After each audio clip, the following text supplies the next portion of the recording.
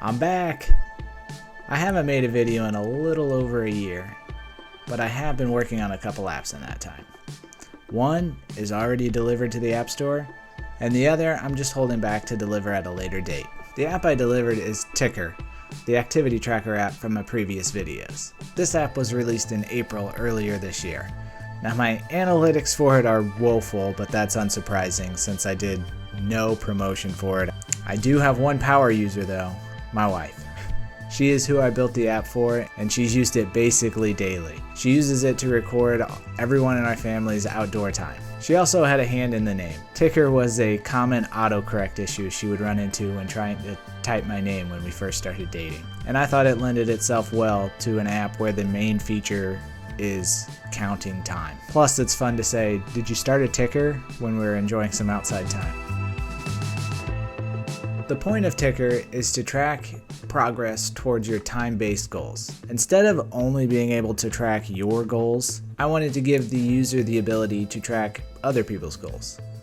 Particularly useful for parents, at least that's my use case. There are people, goals, and activities in Ticker. People have goals, and activities count towards achieving those goals. People and goals are added manually, and activities are timed and created or entered manually. A person is added on the People's tab with the plus button in the bottom, and a goal is added on the Goals tab in the same way.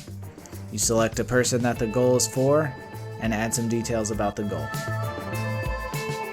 Once a person and goal are created, the main use case of the app is to create activities to achieve those goals. To do so, the user starts an activity with a name and description and the goals that that activity counts towards. Then a timer starts to track how long the activity goes, and when the activity is over, it's saved. On save, the goal's progress is updated to include that activity that was just completed. Then enter edge cases. What if the user forgets to stop the activity?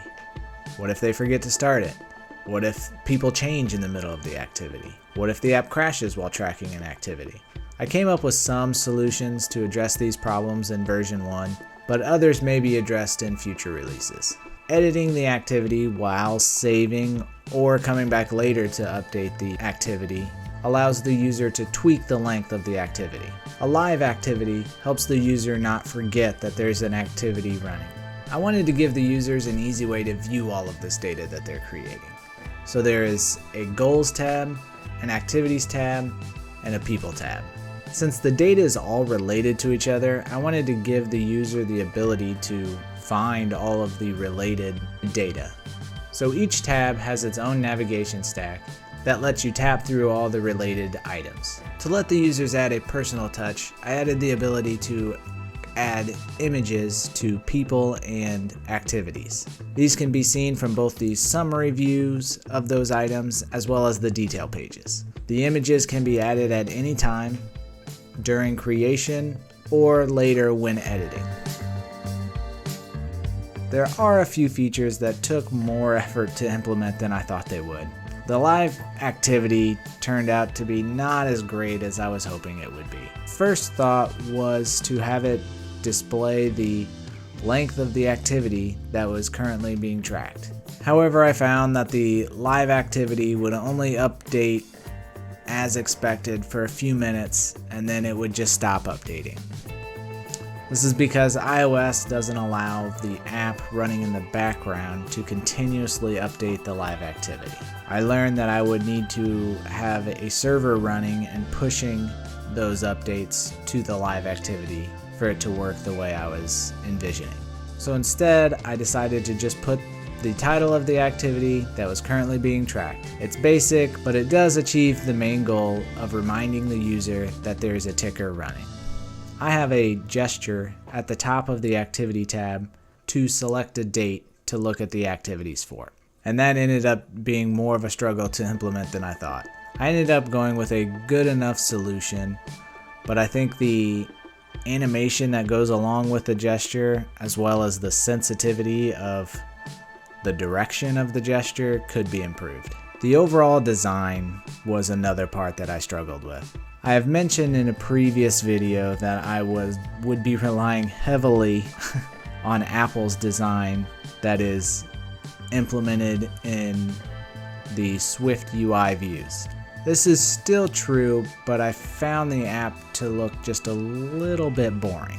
So I spent some time redesigning the layout to be a little more visually pleasing. The most interesting thing that I learned from this exercise was how much easier I found it to create that design after I had implemented several features and I had a basic flow working. Since I'm not a designer, that's harder for me to visualize abstractly, but since I had that flow now, I could envision what would look good. I am still using lots of basic views like forms, but I think the main views of each of the tabs are a little bit more interesting to look at now. Version 1 of Ticker is just an MVP. The main feature of tracking activities to achieve a goal is delivered, but there are several features that could be improved and even some brand new features that could be added. I've kept track of future enhancements on a Trello board. I have come up with a few of them on my own, and some have been requested by my wife, who's been using the app the most.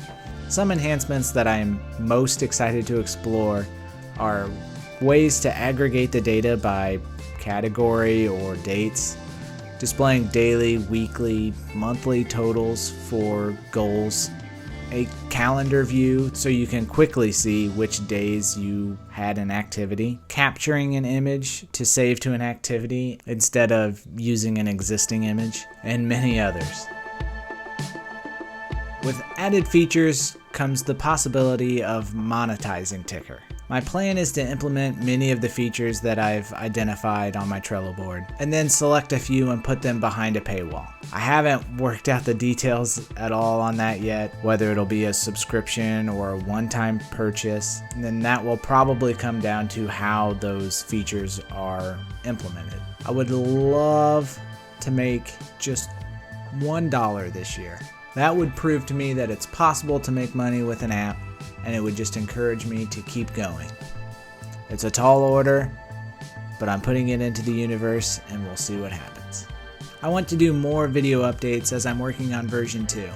I don't get a ton of time to work on this, so it's hard to step away from the code and dedicate time to creating a video, but I think it's really important to build this in public and hopefully build up a community around my YouTube channel.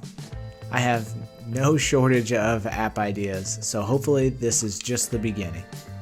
Thanks for watching, and I'll see you next time.